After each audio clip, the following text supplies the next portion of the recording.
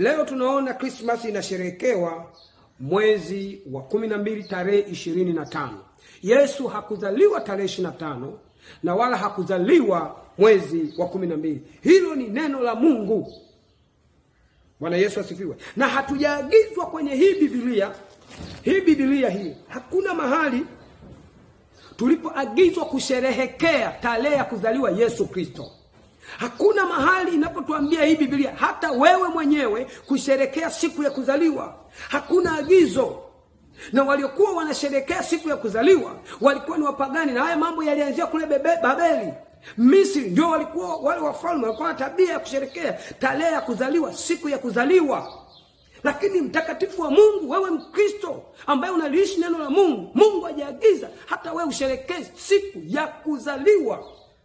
Bwana Yesu asifiwe. Ndio maana ukisoma kwenye kile kitabu cha Mhubiri sura ile ya 7 mstari wa 1 imeandikwa, heri sifa njema kuliko marhamu nzuri, na siku ya kufa kuliko siku ya kuzaliwa. Heri siku ya kufa kuliko siku ya kuzaliwa. Bwana Yesu asifiwe sana. Haleluya. Na ukija kusoma Yohana sura ile ya 3 mstari wa 3 imeandikwa, Yesu akajibu akaambia, amini amini nakuambia, mtu asipozaliwa mara ya pili hawezi kuuona ufalme wa mbinguni. Mbinguni wanamsamini mwanadamu aliyezaliwa mara ya pili, na mbinguni kuna sherehe na shangwe wewe unapozaliwa mara ya pili. Maana ya kuzaliwa mara ya pili ni siku ile ambapo wewe unampokea Yesu Kristo na kuokoka na kuachana na dhambi. Maana yake hiyo ndio siku yako ya kuzaliwa mara ya pili. Na hiyo ndio itakiwa, kama kuna sherekea basi usherekee hiyo siku. Sio siku ile ambapo unazaliwa. Mwanadamu mwenyewe anapozaliwa analia kuja duniani. Mtoto analia kwa sababu ametoka mbinguni amekuja duniani. Haijulikani tena kama atarudi mbinguni au ataishia kuzimu. Wengi wanakuja duniani wanaishia kuzimu na sio mbinguni tena. Wewe hujui kwa nini mtoto anapozaliwa analia? Hujui. Bwana Yesu asifiwe. Amekuja kwenye vita duniani. Haleluya. Sasa hatukuagizwa siku kusherehekea siku ya kuzaliwa ya Yesu wala ya sisi wenyewe. Na ndio maana siku zote za kuzaliwa ziliposherekewa kuna watu walikufa. Kuna watu walikufa. Sherehe zote za kuzaliwa kwenye Biblia hii walipokuwa wanasherekea yalitokea maafa. Nataka nikuthibitishie kwa maandiko. Ukisoma kile kitabu cha Mwanzo sura ile ya 40. Ukisoma kile kitabu cha Mwanzo, nataka nikuonyeshe tu. Haleluya. Mwanzo sura ile ya 40, umuone Farao. Mstari ule wa 20 mpaka wa 23. Ikawa siku ya 3, siku ya kuzaliwa kwake Farao, akawafanyia karamu watumwa wake wote. Akakiinua kichwa cha mkuu wa wanyeshaji na cha mkuu wa waokaji miongoni mwa watumwa wake. Akamrudisha mkuu wa wanyeshaji katika kazi yake ya kunywesha, naye akampa Farao kikombe mkononi mwake, bali akamtundika mkuu wa waokaji kama Yusufu alivyowafasiria. Unaona siku ya kuzaliwa kwake Farao. Haleluya. Tunaona mkuu wa waokaji anakufa. Hiyo sherehe ya kuzaliwa. Tunakuja kuona sherehe watoto wa Ayubu. Watoto wa Ayubu walipokuwa wanasherekea hizi sherehe za kuzaliwa, unaona maafa yakatokea. Ukifungua kile kitabu cha Ayubu sura ile ya 1 mstari wa 4, angalia hapo imeandikwa, nao wanawe huenda na kufanya karamu katika nyumba ya kila mmoja wao kwa siku yake. Kwa siku yake, maana kila mmoja alikuwa na siku yake ya kuzaliwa. Kwa siku yake. Nao wakatuma na kuwaita maumbu yao watatu ili waje kula na kunywa pamoja nao. Wanasherehekea siku zao za kuzaliwa. Bwana Yesu asifiwe sana.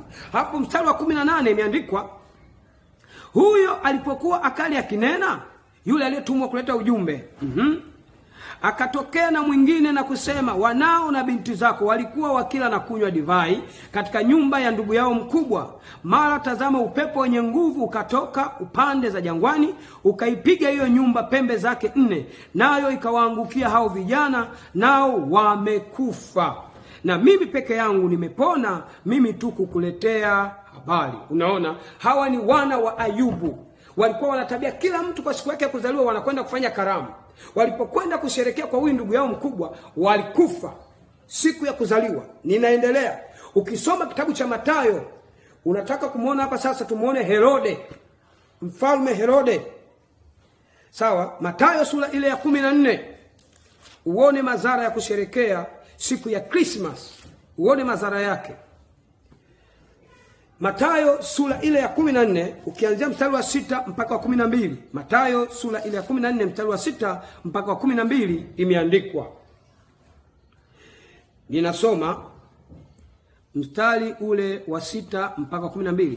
Hata ilipofika sikukuu ya kuzaliwa kwake Herode, binti Herodia alicheza mbele ya watu, akampendeza Herode, hata akaahidi kwa kiapo ya kwamba atampa lolote atakaloliomba. Naye huko akichochewa na mamaye akasema, nipe hapa katika kombe kichwa cha Yohana Mbatizaji. Anasema, naye mfalme akasikitika, lakini kwa ajili ya viapo vyake na kwa ajili ya wale walioketi chakulani pamoja naye, akaamuru apewe. Akamtuma mtu akamkata kichwa Yohana mle gerezani. Unaona, Yohana anakufa siku ya kuzaliwa Herode. Siku zote za kuzaliwa zilipokuwa zinasherekewa, mtu alikuwa anakufa. Sasa sherehe ya Christmas unasherekea kuzaliwa kwa Yesu Kristo. Hatukupewa agizo hilo la kuzaliwa, na ndio maana hata kwenye Biblia walificha siku yake aliyozaliwa, walificha. Haijaelezwa kwenye Biblia hii yote ni siku gani alizaliwa, wala mwezi gani alizaliwa. Hakuna kwenye hii Biblia. Bwana Yesu asifiwe. Hakuna. Na usifuate historia yoyote, fuata neno la Mungu. Hatuongozwi kwa historia, tunaongozwa kwa neno la Mungu, sio historia. Hakuna sikukuu ya Christmas kwenye Biblia. Hakuna Christmas kwenye Biblia. Bwana Yesu asifiwe sana.